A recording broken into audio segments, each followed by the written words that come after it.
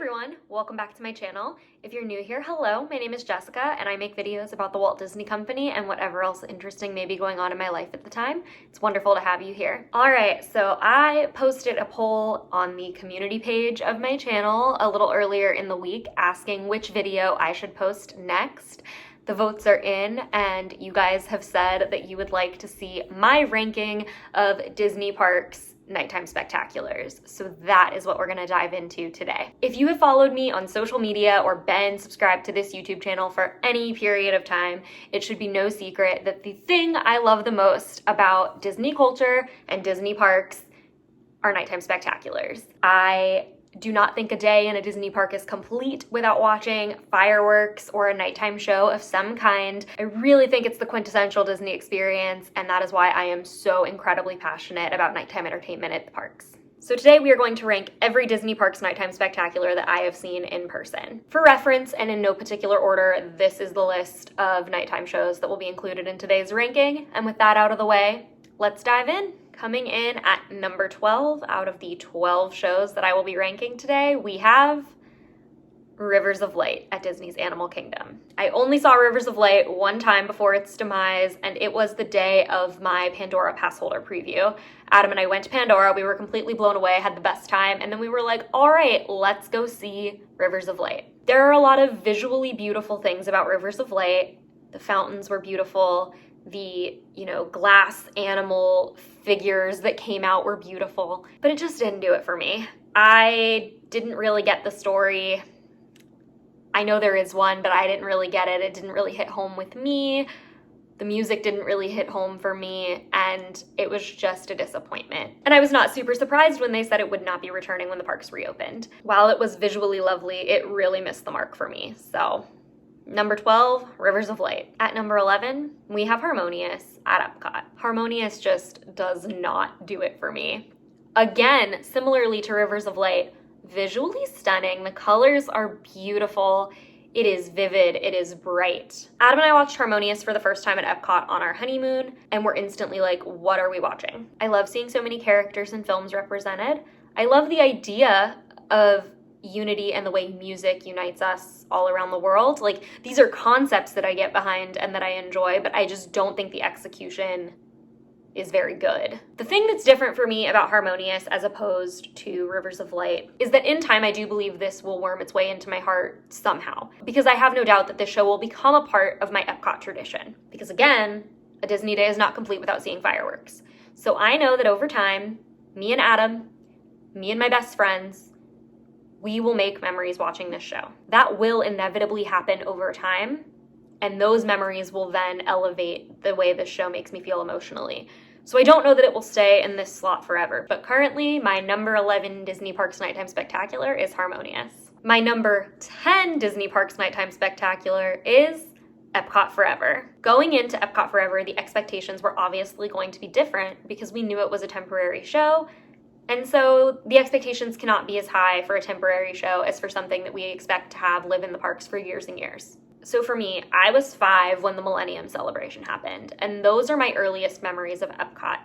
And Epcot became my favorite park very quickly when I was young. Because I loved the Millennium Celebration so much, and because I loved Tapestry of Nations so much, having the music from those celebrations represented in Epcot Forever was, I'm gonna get emotional thinking about it, was incredible for me. Those are some of my fondest childhood memories. And hearing that music in the parks as an adult with fireworks going off and with the torches being lit really did. I didn't even know that had as much of an emotional impact on me as it did until right now, but it really did get me, and it was my favorite part of Epcot Forever by a long shot. That alone made it something that I enjoyed. Whether or not the rest of the show was very good, that was incredible for me. But I also loved hearing the celebration of Epcot, because Epcot is this incredible park. It was Walt's vision. Hearing Walt over the loudspeakers each night, and just celebrating all that Epcot has been, and hopefully what it will be again in the future, is something I can get behind, right? As a former Epcot cast member, as a childhood Epcot stan, and as a Disney fan in general, that's just something worth celebrating. All in all, I think it was a good celebration of Epcot, and I enjoyed it. So it comes in at number 10. Number 9 is Star Wars: A Galactic Spectacular at Disney's Hollywood Studios. I am a person who became a Star Wars fan quite a bit later in my life. I watched all of the movies for the first time when The Force Awakens came out to prep for The Force Awakens.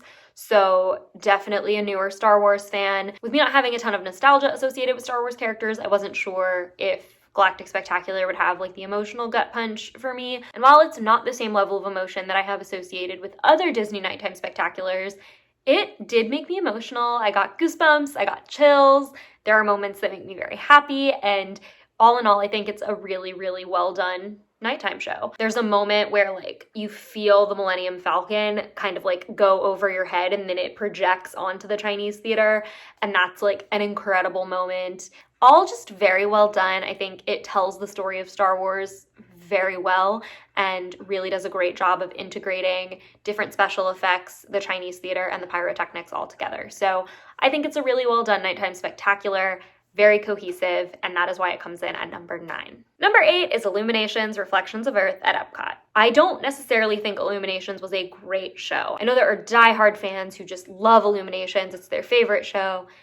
I am not that person. Illuminations, Reflections of Earth was the fireworks show at Epcot for the entirety of my time visiting Epcot. I started visiting Epcot when I was 5 years old. It was Illuminations, and that continued on until 2019 when it ended. So almost all of my Epcot memories have a little sprinkle of Illuminations in there somewhere, from childhood visits with my grandma and my great-grandma and my brothers, where I would sit up against the fence and eat McDonald's from the refreshment port and watch Illuminations, to being on my college program and hearing the Illuminations music while I was working in strollers, or watching Illuminations at the end of a shift. I would run back to World Showcase just to catch a glimpse of Illuminations.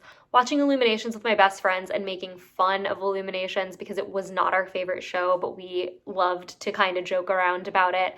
And just all of these memories are tied up into that show, and that's why it has to rank a little higher on my list than others. That being said, Illuminations did have downsides for me, especially when the show lasted as long as it did. The amount of technological advancement that went into creating Illuminations when it started is nothing short of extraordinary, but by the time it ended in 2019, it was a little less than extraordinary.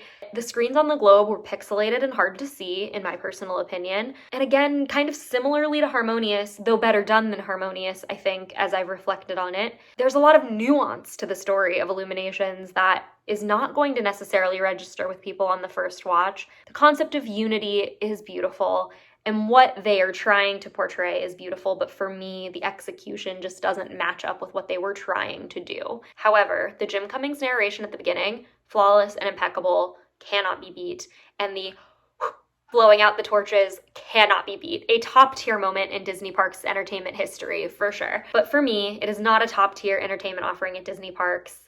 It just has a lot of great memories wrapped up in it, and that is why it is number 8. I know number 7 is kind of another cult favorite, and that is Disneyland Forever. Here's what I love about Disneyland Forever. As a native Floridian who also has to point out that everything around us was once orange groves, I love the orange grove shout out. It makes me laugh every time.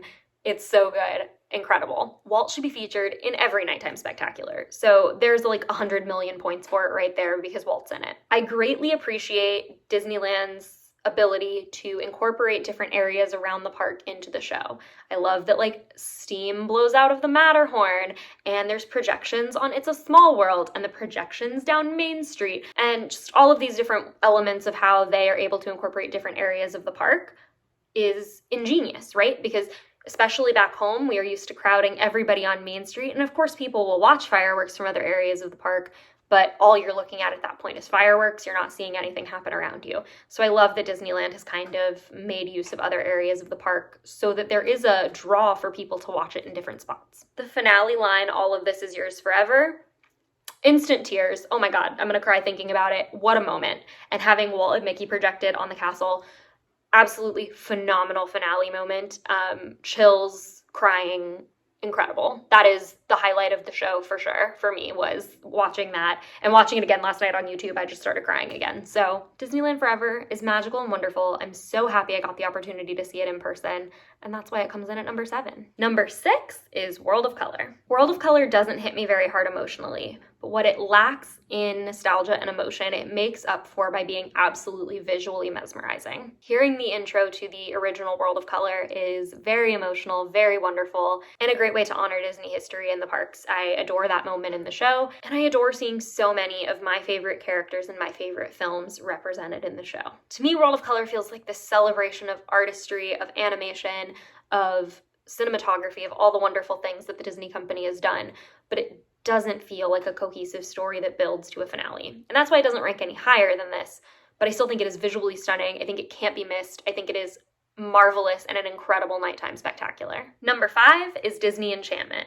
Magic Kingdom's newest fireworks show does crack my top 5, but just barely.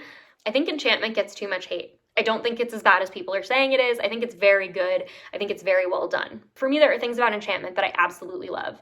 I love "You Are the Magic." I think that is an incredible mantra. To hear that over the loudspeaker while looking at Cinderella Castle is, of course, emotionally stirring. What took me from liking this show to loving this show, though, and what brought me to instant tears the moment I heard it the first time and every time I've seen it since, is "I Am Moana." What an incredible use of that song to do this build from the storytelling portion of Disney Enchantment to the finale.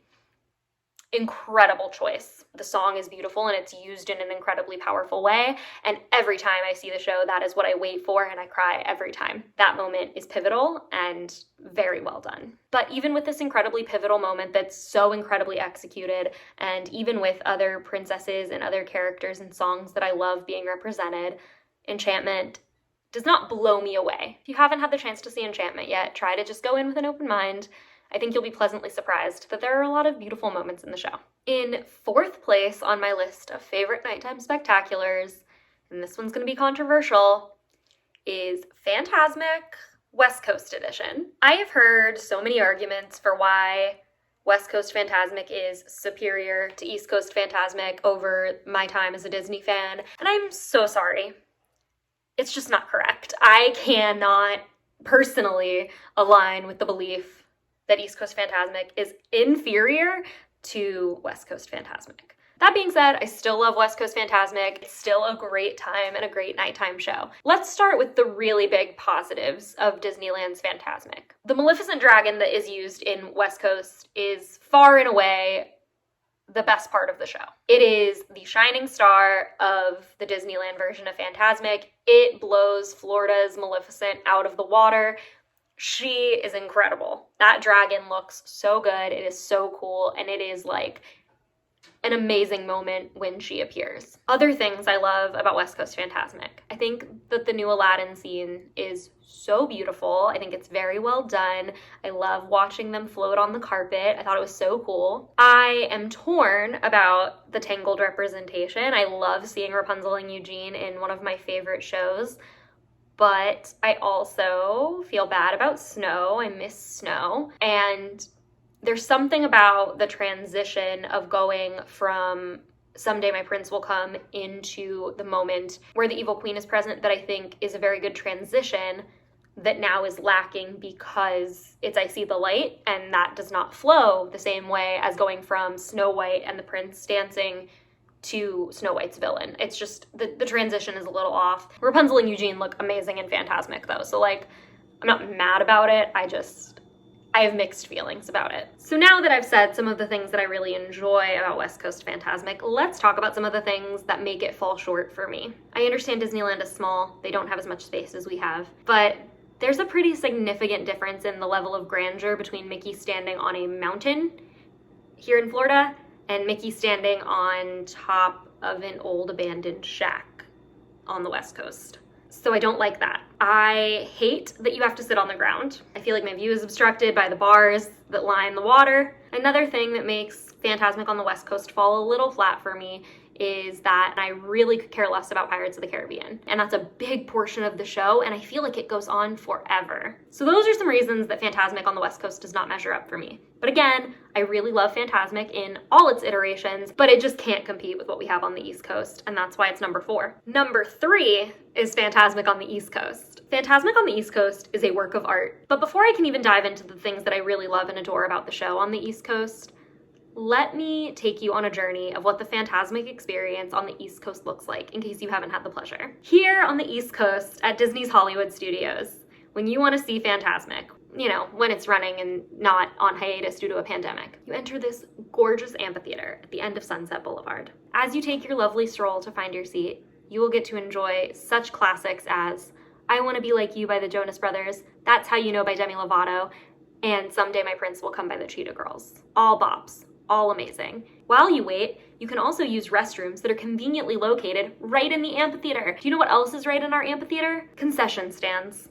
You can get popcorn, pretzels, a beer right there in the Fantasmic amphitheater. What an experience leading up to this incredible show. I'm obsessed with the way the show runs on the East Coast. The setting, immaculate. Mickey on this mountain, doing magic, doing sorcery. Phenomenal, incredible, cannot be beat. Also, let's take a moment to talk about my girl Pocahontas, who has an entire show scene. And then it culminates in John Smith and Pocahontas being up at the top of this mountain, and Colors of the Wind sweeps through the amphitheater. And that leads into our princess segment. It's this incredible transition. Makes me cry every time. But most of all, what's most important to me about Fantasmic on the East Coast is our finale. It all culminates in Sorcerer Mickey shooting off fireworks from the top of this incredible mountain, and then some imagination hunt, and he's on the ground in front of you. In conclusion, East Coast Fantasmic is just the best. So my top two took a lot of thought. Like, I knew what my top two would be, but actually ordering them 1 and 2 took a lot of thought, a lot of soul searching. It is like this close to being a tie. My number 2 nighttime spectacular in Disney parks is Wishes, A Magical Gathering of Disney Dreams. And I feel blasphemous for saying that it's number 2, but this is where we are. This is who I am now.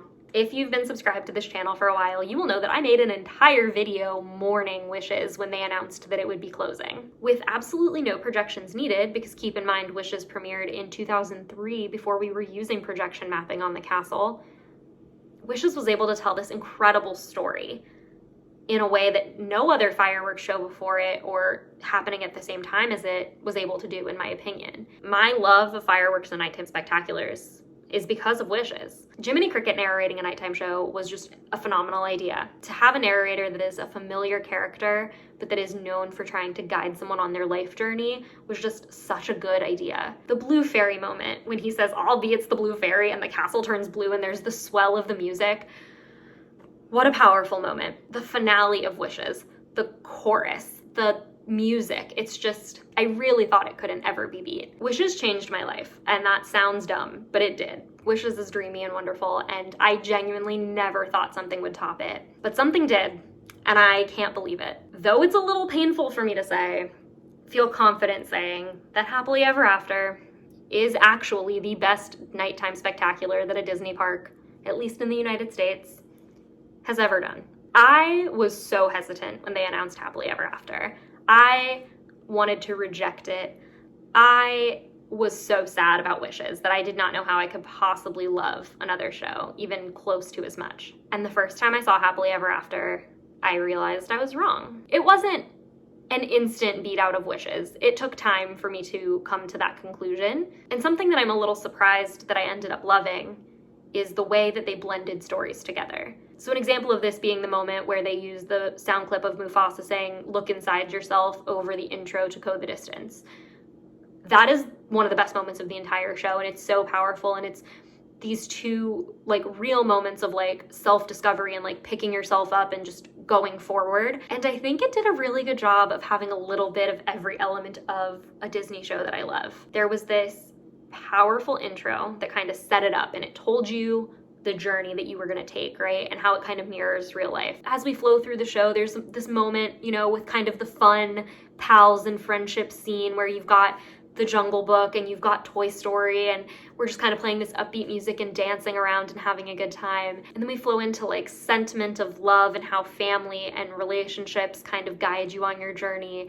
And then we're able to flow from that into this, you know, scene where the villains are winning and the evil in life is winning, and everything seems lost and defeated. And then look inside yourself and go the distance. That arrangement of I Can Go the Distance is incredible. It whew, I wish they would do a recording of it on its own because I would listen to it every single day. It is one of the best arrangements of music I've ever heard, and I love it so much, and just what a powerful moment that is. And I have to say, the most flawless use of Tinkerbell's flight that has ever occurred. We all have the courage to fly into You Can Fly, You Can Fly, You Can Fly. It's so subtle and just such a moment when she flies. At this point, I've watched Tinkerbell fly in Disneyland Forever, in Wishes, in Fantasy in the Sky, and in Disney Enchantment, and none of them hit the same as the we all have the courage to fly moment. Happily Ever After is truly the culmination of years and years of iterating on Disney Parks nighttime entertainment, if you ask me, and that is why it is